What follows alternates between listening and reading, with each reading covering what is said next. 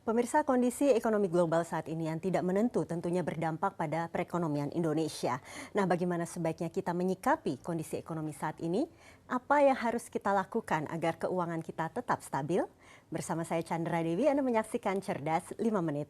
Dan di studio Metro Manulife saat ini saya telah ditemani oleh Bapak Steve Roder, Chief Financial Officer dari Manulife. Good morning, Steve.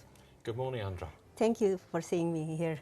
It's a pleasure to be here. Okay, thank you. Now, we are facing quite challenging global economic situation as what happened in Greece and yuan devaluation, to name few. How long do you think this uncertain condition will last?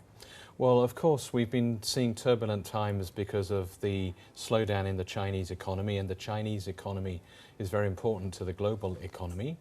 And at the same time, we had some difficulty with Greece, but China growth still continues to be strong, and the rates of growth in China are still very acceptable, if you like, on a global scale.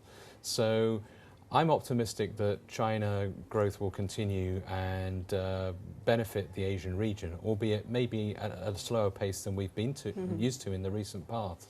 So I don't think we should be so concerned about what's been happening in Greece. Okay, so what does it mean to Indonesian economy?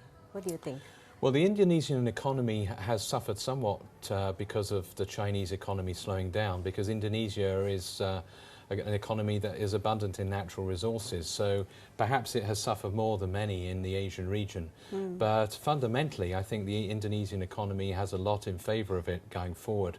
It has a strong middle class emerging, which is a very interesting story for investors in this country. So how this global uncertain economy will affect ordinary Indonesian people?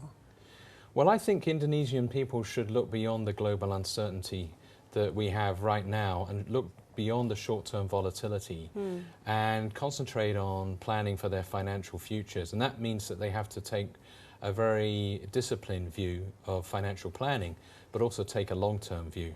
Okay, so how will global financial company like Manulife could assist ordinary Indonesian people to keep their financials stronger?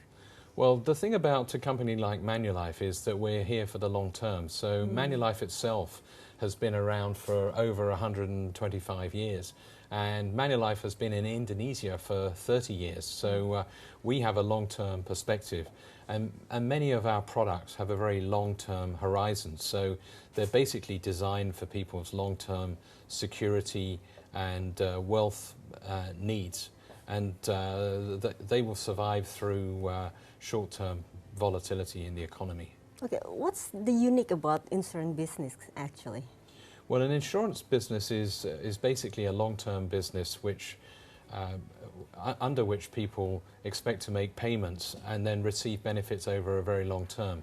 So the mindset of an insurance company tends to be very long term compared with the short term mindset of many other industries. And at the same time, we're obliged to follow regulation, including here in Indonesia, that ensures that for the benefit of our policyholders and the population as a whole, that we act in accordance with those highest levels of risk management. Okay, so what would be your quick and practical advice to our viewer, of course, to stay strong in this global economic turbulence? Well, I'd say two things. First of all, there's always some global economic problem to worry about. I can't remember a time in my life when there's not been something going on somewhere in the world. So I think I wouldn't get too concerned about Greece, and I'd see that China continues to be a great success story, actually, at bringing millions and millions of people out of poverty into the middle class, effectively. And so I'd look beyond that, and I would be thinking about planning my financial future and concentrating on making sure that I'm setting aside enough in investment and protection products that are going to meet the needs of my family way into the future. Okay, thank you so much, Steve, for being here with us. Well, thank you for having me. It's been a pleasure. Dan pemirsa, demikianlah Cerdas 5 Menit Cerdas Finansial untuk episode kali ini. Saya Chandra Dewi, terima kasih dan sampai jumpa. Dipersembahkan oleh